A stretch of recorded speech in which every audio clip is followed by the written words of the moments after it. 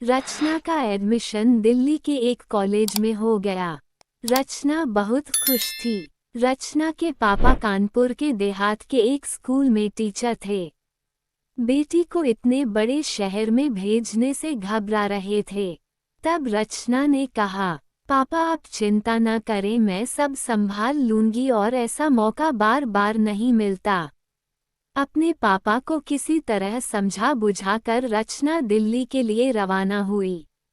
घर से निकली तो मम्मी पापा उसे बस में बैठाने आए। रचना के पापा दीनानाथ जी चाहते थे वे उसे दिल्ली तक पहुंचाकर आए, लेकिन रचना ने मना कर दिया। रचना की मां शांति जी की आंखें नम थी। तीनों बस स्टैंड पर खड़े थे। कुछ ही देर में बस आ गई। रचना अपना सारा सामान बस में चढ़ाने लगी। फिर मम्मी के गले लगकर उसने विदा ली। बस में खिड़की के सहारे सिर टिकाकर अपने गांव को निहार रही थी। रचना को लग रहा था जैसे सब छूटा जा रहा है। बस उसे कानपुर तक ले जाती, वहां से उसे ट्रेन से दिल्ली जाना था। रचना को बैठे बैठे बचपन की बातें याद आ रही थी। कैसे उसकी मम्मी उसे प्यार से खाना खिलाती थी और उसके पापा सुबह सुबह उसे उठाकर पढ़ने के लिए बिठा देते थे। मम्मी पापा को याद करते करते एक बार तो उसका मन किया कि बस से उतरकर वापस चली जाए। रचना के मन में कई ख्याल उमड़ रहे थे। मुझे नहीं जाना अपने मम्मी पापा को छोड़कर। क्या हो जाएगा दिल्ली जाकर, ज्यादा पढ़कर भी क्या करेगी। पढ़ाई पूरी करते ही शादी कर दी जाएगी। अपना घर परिवार छोड़कर जाना उसे अच्छा नहीं लग रहा था। वो बस से उतर जाना चाहती थी। रचना की आंखें नम हो गई थीं। दुपट्टे से आंखों को पोंछते हुए उसके मन में कुछ और विचार आने लगे। ऐसा भी तो हो सकता है दिल्ली में पढ़ाई के बाद अच्छी नौकरी मिल जाए। एक मकान लेकर मम्मी पापा को यहीं बुला लूंगी। कुछ सालों की ही तो बात है। इन्हीं ख्यालों में डूबती उतरती रचना की तंद्रा तब टूटी जब कंडक्टर ने आवाज लगाई, कानपुर स्टेशन आने वाला है, सभी सवारियां अपना सामान लेकर गेट पर आ जाएं, इसके बाद बस सीधे बस स्टैंड पर रुकेगी। रचना ने जल्दी से अपना बैग और सूटकेस संभाला और बस के रुकते ही वह कानपुर स्टेशन पर उतर गई। बस से उतरकर उसे थोड़ा डर लग रहा था। अभी तक तो मम्मी पापा का साया था, अपना गांव था, अब वह शहर की भीड़ भाड़ के बीच अकेली खड़ी थी। प्लेटफार्म पर पहुंची तो ट्रेन खड़ी थी। रचना जल्दी से ट्रेन में चढ़ गई। अपनी सीट पर पहुंचकर उसने सामान सेट किया और बैठ गई। ट्रेन यहीं से शुरू होती है, इसलिए टाइम पर ट्रेन ने सरकना शुरू कर दिया। 12 घंटे के बाद ट्रेन नई दिल्ली रेलवे स्टेशन पर पहुंची। रचना बाहर आई तो टैक्सी और ऑटो वाले उसके पीछे लग गए। रचना ने एक ऑटो को ठहरा लिया कॉलेज जाने के लिए। वह कॉलेज पहुंची, वहां उसे हॉस्टल में कमरा मिल गया। कमरे में जाकर रचना ने सामान रखा और छोटे से बेड पर बैठकर आराम करने लगी। तभी उसे याद आया कि मम्मी पापा ने खबर देने के लिए कहा था। मम्मी को फोन मिलाकर पहुंचने की जानकारी दे दी। रचना की रूम पार्टनर प्रिया थी, जो कि उसकी सीनियर भी थी। बहुत ही सुलझी हुई लड़की थी। जल्द ही दोनों में दोस्ती हो गई। रचना ने कॉलेज जाना शुरू कर दिया। कॉलेज में उसने देखा कि वहाँ स्टूडेंट पढ़ने कम और मौज मस्ती करने ज़्यादा आते थे। रचना अपने खाली समय में लाइब्रेरी में बैठकर पढ़ती रहती थी।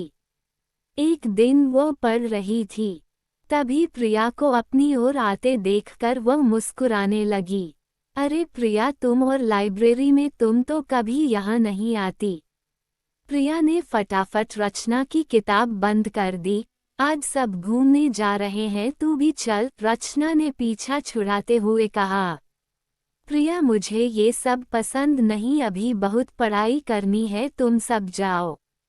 लेकिन प्रिया नहीं मानी और उसे जबरदस्ती अपने साथ ले गई। पूरा ग्रुप दिल्ली से कुछ दूर एक हिल स्टेशन पर पहुंच गया। सभी अपने पार्टनर के साथ घूम रहे थे।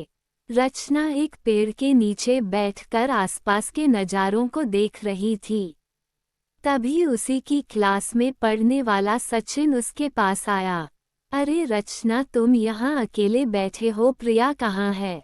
रचना अचानक चौंक जाती है, क्योंकि इससे पहले उसने कभी सचिन से बात नहीं की थी। वो यहीं होगी, अभी आ जाएगी। ये सुनकर सचिन हंसने लगा। यहाँ सब अपने पार्टनर के साथ घूम रहे हैं, वो तो अब वापसी में ही मिलेगी। ये सुनकर रचना भी हंसने लगी। तुम्हारी कोई पार्टनर नहीं है? सचिन ने कहा। नहीं, अभी तक तो नहीं है। दोनों एक साथ बैठकर बातें करने लगते हैं। रचना को सचिन के साथ बात करके अच्छा लग रहा था। कुछ देर बाद सचिन ने कहा, वहाँ सामने कॉफ़ी हाउस है, क्या तुम मेरे साथ कॉफ़ी पीने चलोगी? रचना सचिन के साथ चल देती है। काफी पीते पीते सचिन अपने बारे में रचना को बताता है कि वो एक बहुत बड़े बिजनेसमैन का बेटा है और पढ़ाई पूरी करने के बाद वह अपने पापा का बिजनेस ही संभालने वाला था। सचिन और रचना दोनों में दोस्ती हो जाती है। दोनों एक साथ कॉलेज आते, एक साथ लंच करते, एक साथ वापस जाते थे। रचना का मन धीरे धीरे पढ़ाई से उब गया था। उसे सचिन के साथ रहना अच्छा लगता था। एक दिन प्रिया ने रचना को समझाया, रचना, तू जिस काम के लिए आई है उस पर ध्यान दे, पढ़ाई बहुत जरूरी है। मुझे लगता है तू सचिन से प्यार करने लगी है, लेकिन बहुत सोच समझ कर कदम उठाना। उसके पापा करोड़पति हैं, क्या वे तुझे स्वीकार करेंगे? रचना हंसते हुए बोली, अरे तू कहाँ पहुँच गई, हम दोनों अच्छे दोस्त हैं बस। प्रिया बोली, बेटा, मैंने तुझसे ज़्यादा दुनिया देखी है। जब तेरा मन पढ़ाई में नहीं लग रहा तो तुझे प्यार हो गया है। अगर मेरी बात पर विश्वास नहीं है तो एक हफ्ते तक सचिन से मत मिल। रचना उसकी बात टालने के लिए बोल देती है, हाँ हाँ, इसमें कौन सी बड़ी बात है। रचना ने बोल तो दिया, लेकिन वह रात भर सो नहीं पाई। वह सचिन से दूर नहीं रह सकती थी। सुबह होते ही वह प्रिया से बोली, हाँ तू ठीक कह रही थी, मुझे लगता है सचिन से प्यार हो गया है, लेकिन अब क्या करूँ? प्रिया बोली, बस कुछ नहीं, इंतजार कर और देख, उसे भी तुझसे प्यार हुआ है। क्या वो अपने प्यार का इजहार करता है या सिर्फ टाइम पास कर रहा है? इस बात को एक हफ्ता बीत जाता है। रचना और सचिन पहले की तरह मिलते रहते हैं। एक दिन रचना कुछ उदास बैठी थी। तभी सचिन ने उससे आकर कहा, रचना, मैं तुमसे प्यार करता हूँ और अपनी पूरी जिंदगी तुम्हारे साथ गुजारना चाहता हूँ। मैं जानता हूँ हम दोनों में बहुत फर्क है, लेकिन चिंता मत करना, मैं तुम्हारे लिए पूरी दुनिया से लड़ जाऊंगा। रचना तो यही सुनने को कब से बेताब थी। सचिन की बातें सुनकर उसकी आंखों से आंसू टपकने लगे। सचिन ने ये देखा, वह घबरा गया। रचना, मुझे माफ कर दो, मेरा मन तुम्हारा दिल दुखाने का नहीं था। अगर तुम्हें मैं पसंद नहीं हूँ तो हम केवल अच्छे दोस्त बनकर रह सकते हैं। रचना बोली, बेवकूफ़, मैं तो कब से इंतजार कर रही थी कि तुम अपने प्यार का इजहार करो। ये तो खुशी के आंसू हैं, लेकिन क्या तुम्हारे घर वाले मानेंगे? मेरा मतलब है, पैसा की दीवार हम दोनों के बीच खड़ी है। सचिन बोला, वो सब मैंने पहले ही सोच लिया है, अगर मेरे पापा नहीं माने तो मैं अपना घर छोड़ दूंगा। तुम्हारे साथ जीवन बिताने के लिए मैं कुछ भी कर सकता हूँ। ये सुनकर तो रचना सातवें आसमान पर थी। रचना और सचिन दोनों एक दूसरे के साथ घंटों समय बिताते थे। कई बार तो दोनों कॉलेज भी नहीं आते थे। इसका असर दोनों की पढ़ाई पर भी पड़ रहा था। एक तरफ रचना अपने माता पिता के सपने पूरे करने दिल्ली आई थी। नौकरी करके उनके लिए अच्छा सा घर खरीदने का इरादा रखती थी। दूसरी तरफ उसकी जिंदगी बस सचिन के चारों ओर सिमट कर रह गई थी। रचना और सचिन दोनों एक दूसरे के प्यार में खोए घंटों बातें करते रहते थे। एक दिन प्रिया और रचना दोनों अपने हॉस्टल के कमरे में सो रही थीं। तभी रचना के मोबाइल की घंटी बजी। दूसरी तरफ से रचना की मां शांति जी की घबराई आवाज सुनकर रचना डर गई। बेटी तू जल्दी से घर आ जा, तेरे पापा की तबीयत अचानक बहुत खराब हो गई है। शांति जी ने इतना कहकर फोन काट दिया। रचना की आंखों से आंसू बह रहे थे। प्रिया भी फोन सुनकर उठकर बैठ गई थी। रचना की ऐसी हालत देखकर वह फटाफट उठी और पानी की बोतल रचना के हाथ में दी।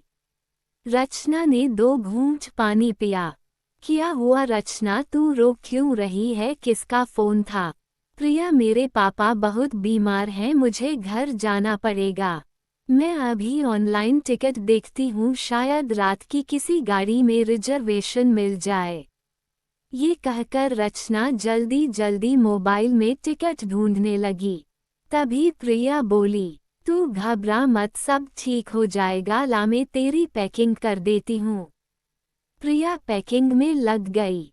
रचना को तत्काल में एक टिकट मिल गई। 2 घंटे बाद की ट्रेन थी। वो सुबह 7 बजे तक कानपुर उतारने वाली थी। रचना ने फटाफट सचिन को फोन मिलाया, लेकिन उसका फोन स्विच ऑफ आ रहा था। इसे भी आज ही फोन स्विच ऑफ करना था। अरे तू छोड़ उसे, मैं बता दूंगी। चल जल्दी से कैब बुक कर ले, मैं कैंटीन से कुछ खाने के लिए पैक करवा कर लाती हूँ, रात को खा लेना। रचना ने प्रिया को गले लगा लिया। थैंक्स यार, तू नहीं होती तो पता नहीं क्या होता। मैं तो बहुत नर्वस हो रही हूँ, पता नहीं पापा को क्या हो गया। माँ भी न कुछ ढंग से बताया भी नहीं। अरे तू चिंता मत कर, सब ठीक हो जाएगा। ज्यादा मत सोच और हाँ, घर पहुँचकर मुझे फोन कर दियो। मैं सुबह सचिन को सब बता दूंगी। बस तू एक बात याद रखना, ऐसे हालात में अपने घर वालों को सचिन के बारे में कुछ मत बताना। हाँ ठीक है। प्रिया जल्दी से कैंटीन की ओर चल दी। वहां से उसने कुछ खाना पैक करवाया और रूम में आकर रचना के बैग में रख दिया। इसी बीच रचना हॉस्टल की वार्डन से परमिशन लेकर आ गई। दोनों बैग और सूटकेस लेकर हॉस्टल के गेट पर आ गईं। कुछ ही देर में कैब आ गई। प्रिया से विदा लेकर रचना कैब से नई दिल्ली रेलवे स्टेशन पहुंच गई। समय पर वह ट्रेन में चढ़ गई। रात भर उसे नींद नहीं आई। घबराहट में उसे कभी पापा की याद आती, कभी सचिन की। रचना सचिन से बात करना चाह रही थी, लेकिन अब उसकी हिम्मत नहीं पड़ रही थी। किसी तरह रात कटी। सुबह वह कानपुर पहुंच गई। वहां से बस लेकर वह अपने गांव पहुंच गई। घर पहुंचते ही रचना ने देखा उसके पापा बिस्तर पर लेटे हुए हैं और मां उनके पैरों के पास बैठी थी। घर में 1-2 पड़ोस की औरतें और आदमी भी बैठे थे। रचना ने मम्मी के कंधे पर हाथ रखा। शांति जी ने रचना को देखा। उन्होंने उसे चुप रहने के लिए कहा और उसे बाहर चलने के लिए इशारा किया। बाहर आकर शांति जी ने रचना को गले से लगा लिया। रचना ने अपनी मम्मी को कस के जकड़ लिया। जब दोनों अलग हुई तो उसने देखा क्या यही उसकी मम्मी थी, हमेशा उत्साह से भरी रहने वाली। आज उनका चेहरा बिल्कुल मुरझाया हुआ था। आंखें नम थीं। आंखों के नीचे गहरे काले गड्ढे थे। ऐसा लगता है पता नहीं कितनी रातों से सोई नहीं है। बहुत कमजोर लग रही थी। रचना को लगा जैसे उसके पापा नहीं, उसकी मम्मी बीमार हैं। रचना अपने आप को रोक नहीं पाई, वह रोने लगी। शांति जी की आंखों में आंसू थे। वे अपने हाथों से रचना के आंसू पोंछ रही थी। बेटी तू चिंता मत कर, सब ठीक हो जाएगा। कुछ देर में रचना सामान्य हुई तो उसने शांति जी से पूछा, मम्मी आपने फोन पर कुछ बताया नहीं, अचानक पापा को क्या हो गया?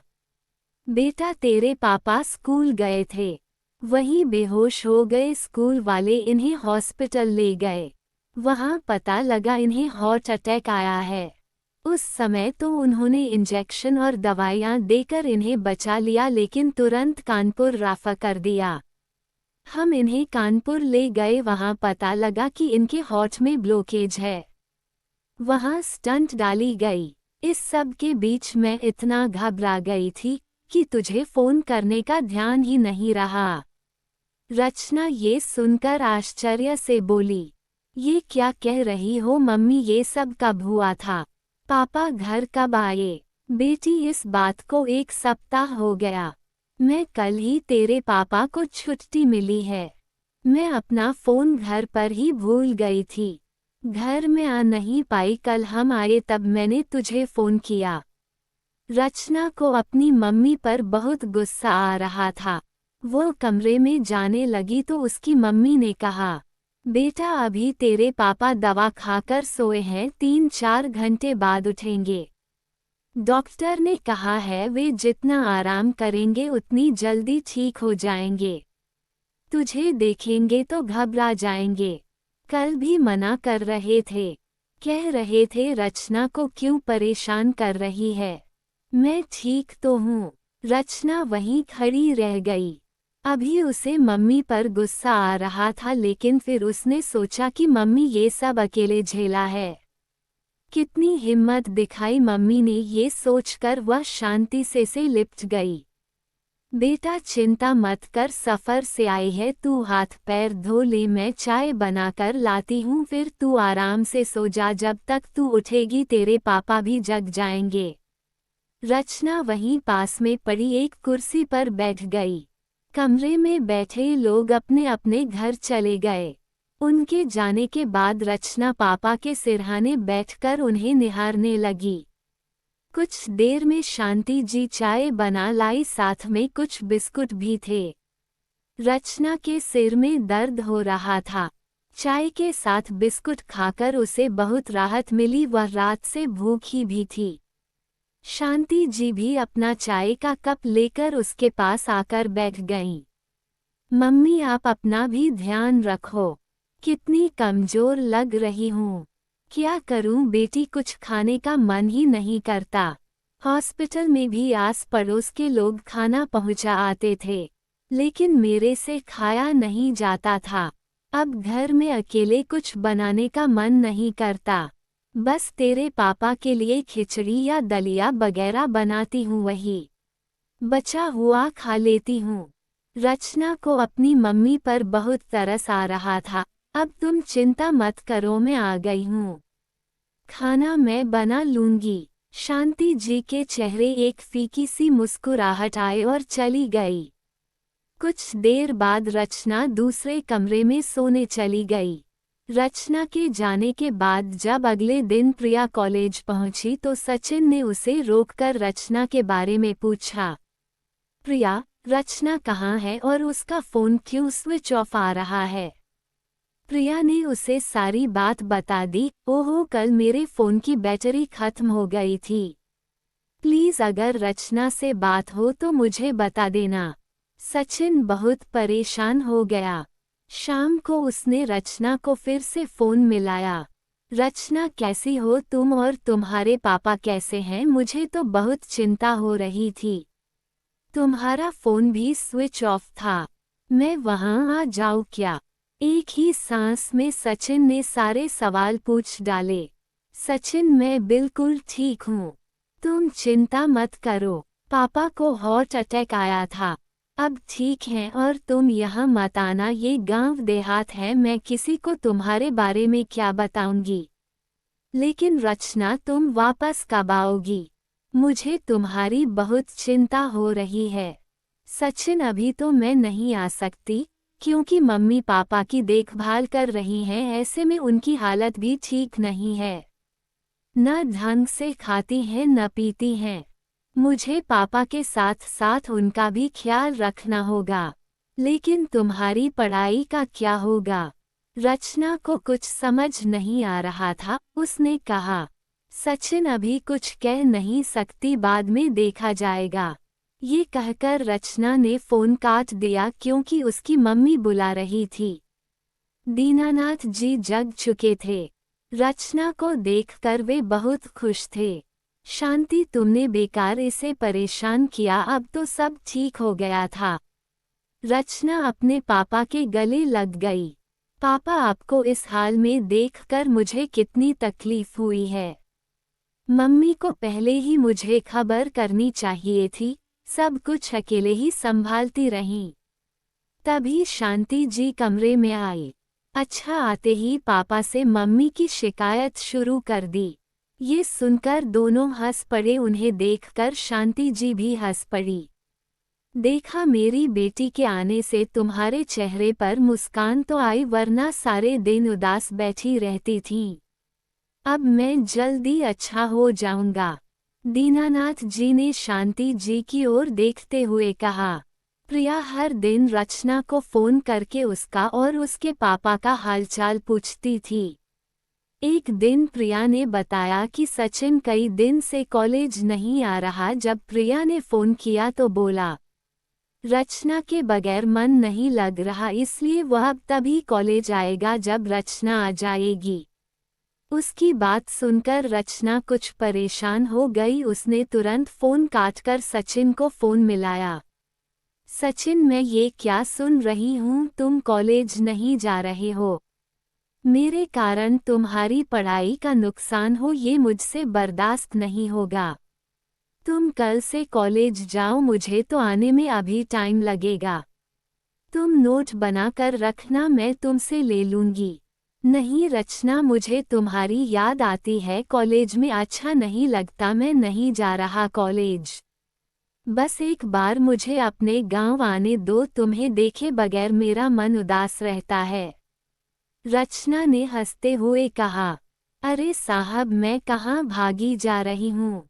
देवदास मत बनो, कॉलेज जाओ, पढ़ाई करो, नहीं तो मैं तुमसे बात नहीं करूँगी।